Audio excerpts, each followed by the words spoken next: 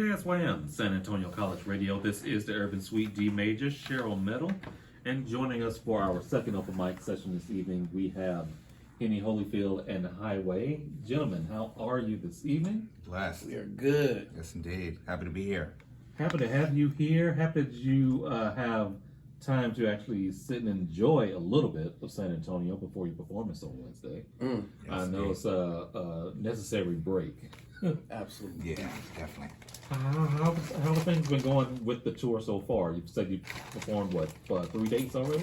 Yeah, we did Farmington, then we did Gallup, and then we did Hobbs. So we did 3 cities in New Mexico. All dope. Yeah. All good turnouts. Real good energy. Yeah. Oh, very good. Yeah, Very yeah. good. That's the most important part. Above like the size of the crowd, it's just what energy is. Yeah. is The there. interaction with the people. You Yeah. know. And I've been hearing New Mexico has a pretty decent scene for hip hop and stuff in certain areas. I agree. Sure. Yeah. Yeah. And how was the drive from there all the way to here? I mean, you know. It's long. It's a long drive, It's a long right? drive on I-10. I know. Some of these drives is lengthy. You know. You know what it was? It was like shark infested, if you know what I mean. Police everywhere. God damn. Yeah. Unmarked vehicles. And, I believe it. I felt like every truck and SUV I seen was undercover, and maybe I don't think they was, but it just felt like, you know, that's what You wouldn't be it was the vibe. completely wrong at all, and I hope you were driving. You see that there? You see that? I told you I fit the description. yeah. For the second Exactly. half, yeah. Yeah. Saying without saying. Right. Exactly. Yeah, no, I get nervous. yeah, man. Give us a little bit of background, each of you. How did you get started? Where are you from originally? I'm originally from Bay Area, Santa Clara, born. Okay. Kind of worked my way through the Bay. Ended up in Sacramento. Stayed there for about 20 years. Recently relocated to Las Vegas, and I've been there for 2 years. Okay. Yourself, Hiway? I was also born in the Bay Area, and then I moved up to Humboldt County when I was about 5 years old. I've been there since. So, yeah. All Northern California. Okay. Yeah. NorCal natives. Mm-hmm. So, for each of you, what was your first, experience dabbling into music and hip hop in general? Handheld tape recorder in high school. No? Yeah, me and the homies used to go to like a warehouse and Sam Goody and go buy the singles, and on the singles they would have the instrumental version. We would take the instrumental version and play it, and have the handheld tape recorder. We would make songs to it. Yeah. Wow, Sam Goody. Haven't heard that. Come on. Hey, That was a good spot. I'm from that era. Yes. Yeah. Yes, indeed. Yourself, Hiway? I mean, just starting out as a fan, probably 6th grade is when I really got heavy into it and started trying at it, like creating, probably around 8th grade, and then just got really serious. And there was just like a certain like things that happened, you know, that propelled me into it. Like my dad worked at a radio station, and sometimes he was like in charge of like driving, you know, big name artists, you know, to and from like the airport and the show and stuff. Yeah. And so I had like run-ins with some of like my idols early on, and I think that's just how I like caught the bug, you know, and it's just never looked back. Wow. Since That's then. what's Yeah. up. That's what's up. So when did you guys actually started taking the music seriously, more than just a hobby, but looking at it more of a career move?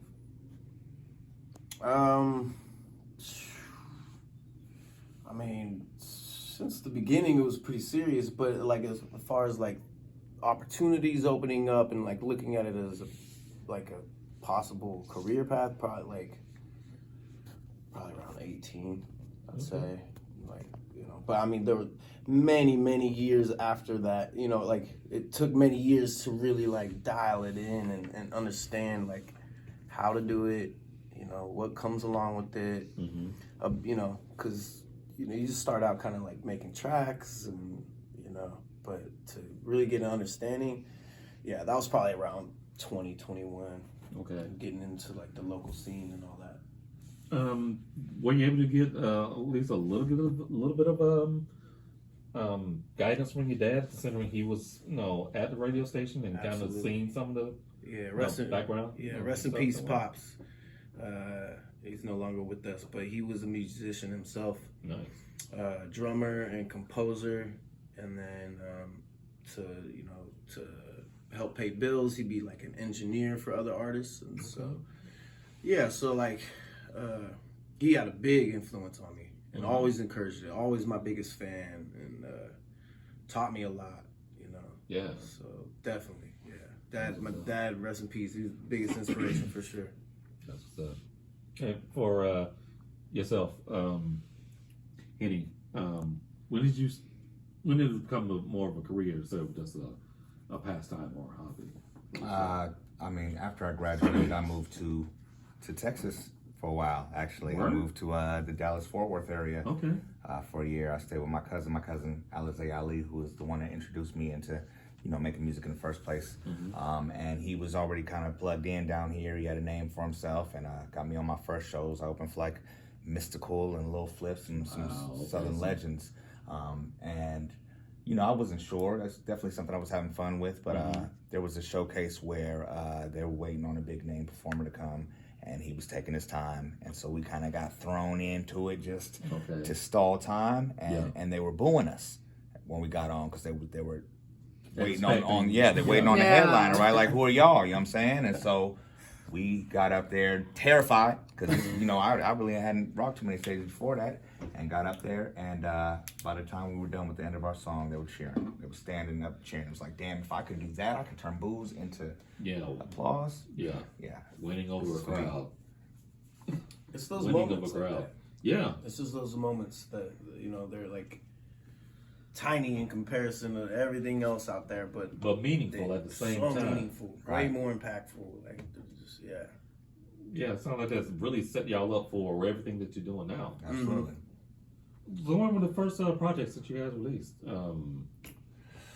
Boy, no, we're going back. I've been in 20 plus years. First project I released was a group project. It was with my group Forensic, and I want to say that dropped in like 2008.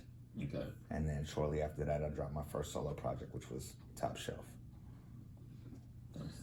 yeah. I started making mixtapes. I had this little 4-track recorder, like about this big, and this was probably around 2006. And I basically kind of just learned that a little bit, and it taught me like microphone discipline, keeping the distance. It taught me punching in because I had like a limited number of tracks, so I'd have to like utilize those and learn how to like be good at punching in, be good at timing and volume, and so I made like 5 mixtapes off of this little thing. Yeah.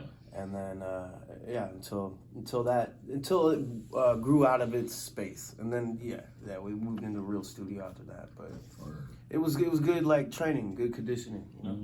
Yeah, that's what's up.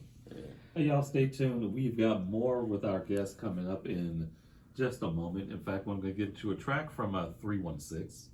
316. 316. Yes, sir. Thank you for correcting me. We also got a track from our friend Diversity, who will be opening for everyone on Wednesday as well. But we're about to get started with a track from Hiway. This is Soldier Up. Do not go anywhere more. Let's get into it. This is the Urban Suite KSYM, San Antonio College Radio.